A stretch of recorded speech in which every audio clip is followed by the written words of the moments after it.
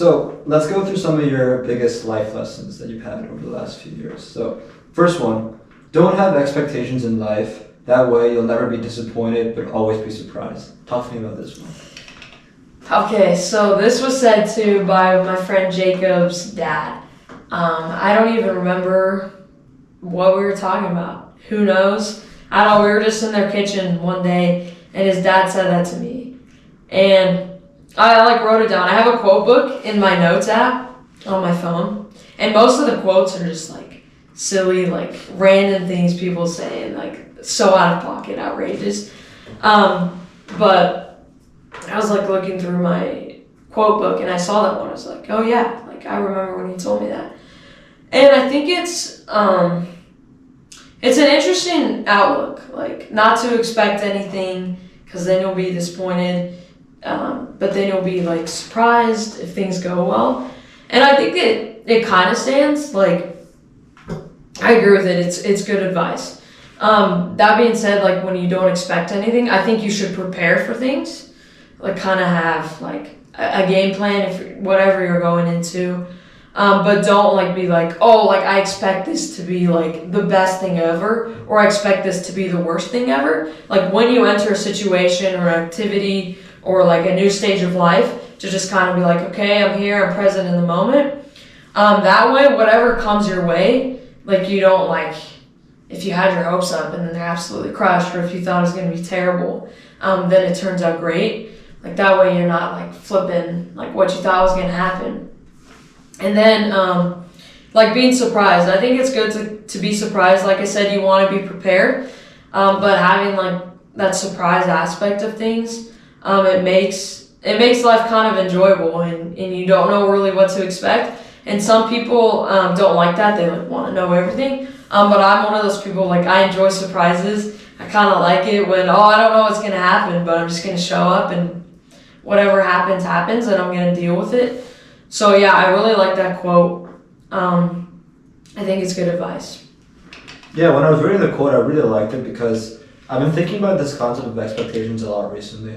And I think a lot of people believe that you need some objective or external thing to be happy, whether it's the amount of money in your bank account, or I need this number of friends, or I need this much success academically, athletically, and when I reach that number of success, then I'll finally feel happy.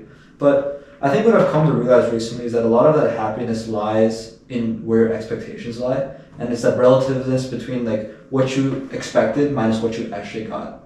Mm-hmm. Right? If you expected your life to be this great and have this and this and this, and you end up getting none of it, then you're going to feel very unsatisfied and very unfulfilled. But if you look at people who have very low expectations for their life and they don't think their life is going really anywhere, even if they are happy but with low expectations, when they get even something a little bit higher than their expectation, all of a sudden they'll feel fulfilled and happy. And one of the reasons I was thinking about this recently is a few weeks ago, we came back from a wrestling tournament, mm-hmm. and coach sometimes he takes us out somewhere on the way back, but this time he just gave us meal money, so I ordered DoorDash. And my food, I was in the shower, so I was waiting. I come back, it got delayed by 20 minutes, and then it got delayed by 20 minutes again. And I'm calling the dasher, and he's saying that he's at the restaurant, but the restaurant never got my order.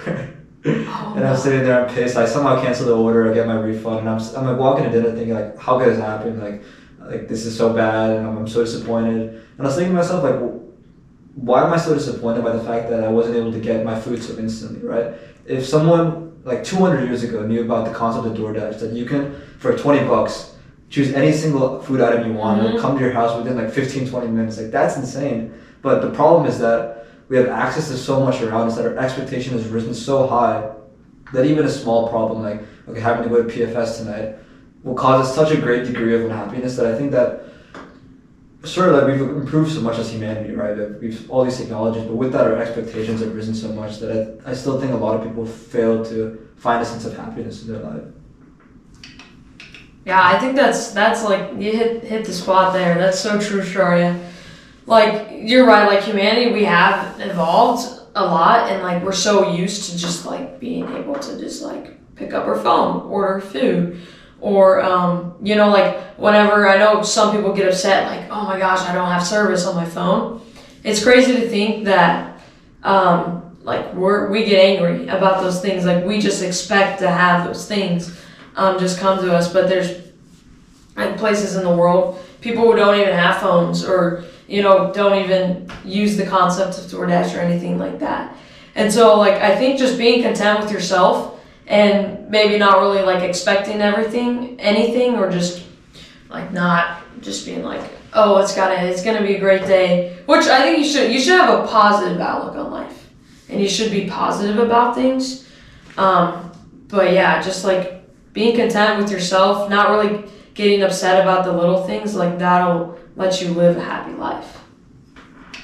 I think it's also hard with expectations when you surround yourself with a lot of people that might be ahead of you.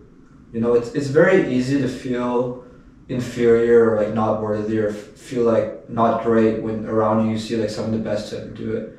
And I say this because I know a lot of people have come to Petty and say that they felt that way because they went to high school, they felt so smart, and they come to Petty and they sit in like one of their math classes and like everyone there's like really intelligent, right? And you go to the uncommon amongst the uncommon, and all of a sudden like you feel inferior. And I think the thing with expectations is obviously we don't want our expectations to be so high that we kind of paralyze ourselves and we can't really move to any like goal. But I think also having some expectation on you is necessary if you want to actually move toward a goal, right? Like because if you want to become the best basketball player, you surround yourself with the best basketball players, you will become better, 100%. But I think recognizing the fact that there's levels to everything, I think that really changed my life a lot because I know that I started wrestling very late, right? I started wrestling like halfway through my sophomore year. I missed most of my sophomore year, and I wrestled most of my junior year. I'm getting better and better and better. But I think being a senior, like I placed like this such a big expectation on myself to do well, and when I didn't meet that threshold within the first few weeks, like I felt horrible because I look at all these kids around me who've been wrestling since they were like 5 years old, 10 years old, and I desired like to be as good as them. And I think because of that, there were all these mood swings I was going through for such a long period of time. Because I'm like, why am I so bad at this? But then if you look objectively, like I haven't put in the time to be good at this, right? But I think if you look at the fact that you're surrounding yourself with some of the best to ever do it, like if I go to like a practice at Elite with some of the best wrestlers in the state, obviously I'll come out of that maybe feeling like, well, I kind of suck. But also if you compare like the different levels there are to things, like if I look back at where I maybe was like 3 years ago, the people I was with then, and if you look at how much you like overcome that, I think it helps to put the expectation into like a perspective where you have something in front of you, so you're actually moving towards some goal, but you're also like looking at the fact that there's so many levels to anything you want to pursue, whether like a sport or a career or anything. I think like definitely the last month or so, that's been one of like the biggest learnings I've had. Yeah, I agree with that. Like, there's definitely is levels. I had the same feeling. I walked into my Cal BC class, and I'd always been decent at math. Like, I really liked math as a subject.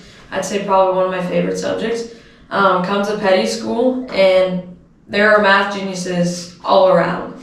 And I think that's something, like, I've struggled with is, like, oh my gosh, like, I used to be good at this, like, why am I not excelling so well? Like, what's going on? I think it's so true. Like, everyone comes in at a different point with a different background of experience and training and whatever it may be.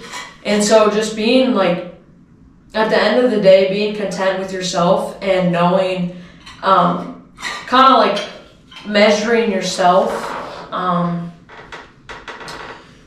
to yourself. Like, I was here my freshman year, and now I'm here. So, like, that's really good progress. And then, but comparing yourself to others, like, that's when you lose joy, lose happiness. Like, I know there's a saying, comparison is the thief of joy. So when you compare yourself to others, it's like, oh, like, that guy has this and that, and she can do that, but I can't. And then you like look at yourself and you're like, oh my gosh, like, why are you so bad? But really it's like, that's when you lose that joy and that happiness. But when you realize how far you've come as an individual, then you can realize and be happy with yourself. You mentioned that we should strive to have a positive outlook on life. How do you think we find that positive outlook, or what ways have you found that have helped you to maybe reframe the world in more of a positive way? I think thinking about others first is something that like creates a positive outlook. And I think in today's society, it's a very selfish society and always about me. Which to an extent I understand, like you need to be able to survive in the world, like get on with your life, like be stable economically, this and that. But I think thinking of others before yourself is major because when you look at others, especially those who are less privileged than you, you look at them and you're like, oh my gosh, like that's terrible, like they can't even like go and get the right amount of food, or like so-and-so's grandmother's sick, things like that. You realize, oh, like why am I complaining? Like there's so many, like I have so many beautiful things in this world, and there's so many good things in this world that I shouldn't be complaining and putting like this little thing is like, oh my gosh, I'm gonna die. Because like I said, or like, oh, I don't have phone service when someone else's, dad or mom or something is struggling with something.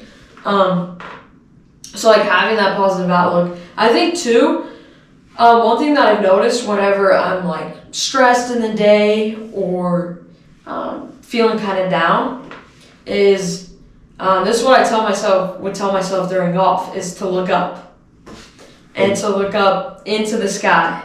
Because it's so vast, it's so beautiful. Depending on where you're at, you can see like a beautiful tree line, you can see the clouds in the sky, the big blue sky.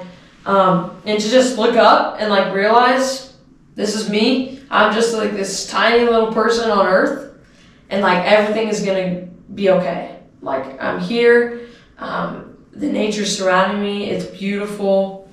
And yeah, that always just helped me like look up. And just kind of like, instead of like, when people get defeated, they're always like shoulders down, looking down. But looking up, not only does it like physically make you feel more confident. Like there's a lot of things with like body language, and when your shoulders are up, you present yourself well, you feel more confident, you feel better. And I think like that's part of it. Like looking up, you're standing up straight, you're feeling better, more confident, ready to attack the day. And so, yeah, I think just like being positive about things also helps when you have tough situations. Like, yeah, this is really tough. And I could either sit here and complain about it and be negative, or I could be positive and be like, I'm going to get through this and it's going to be okay. Yeah, the looking up strategy is very interesting. I read somewhere that just sitting up with like your back straight, just doing that increases your serotonin levels, which is pretty insane. So I know you were back-to-back javelin state champ in Kansas. Would you say that, I don't know like how many years it took you to reach that point, but would you say that when you were competing, or even if you're still competing today, do you place like quite big expectations on yourself to do well? Or what is your approach to some of these more recent like javelin tournaments or just track tournaments in general? I'd say I always would strive to do my best, and definitely from a younger age, like struggling when I was younger in like high school, I would struggle with some people out there being like getting down on myself if I wouldn't perform well in a sport, or even on a test, or something didn't go well with a friend, really getting down on myself. But I think the more you do an activity, the more confidence you get in that. And two, like I would always strive to be my previous best. But what I realized with track, and I think this applies to everything, is that you're not always gonna like constantly be doing the best and outworking what you previously did. So it's just a game, and it's a game of like being patient and just waiting for that day when everything goes right, when the timing is perfect for the javelin, when you're just feeling the rhythm, your arm is ready to go, put some mustard on it, get it out of there. And so definitely early on in my high school career, would put a lot of pressure and a lot of expectations. Oh, I need to do really, really good. But there's so many with track meets, there's so many of them that it's like, it's okay if I don't do too well this one track meet.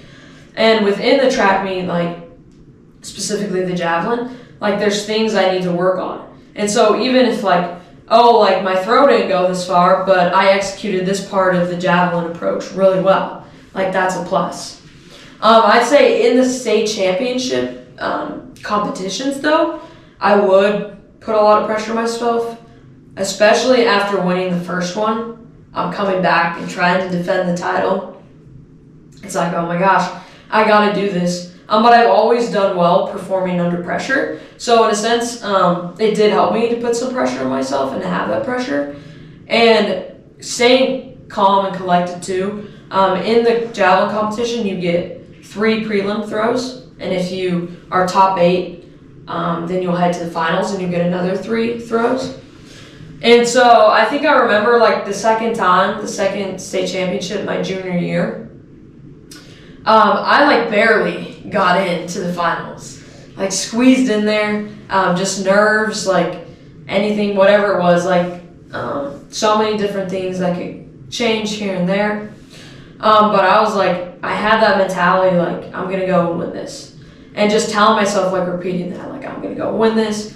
Like that really helped me like drive, even if there was a lot of pressure on myself. Go ahead and win that. If you enjoyed that clip, then you're going to love the full-length podcast. Click here to watch the entire length podcast, and don't forget to like and subscribe for more.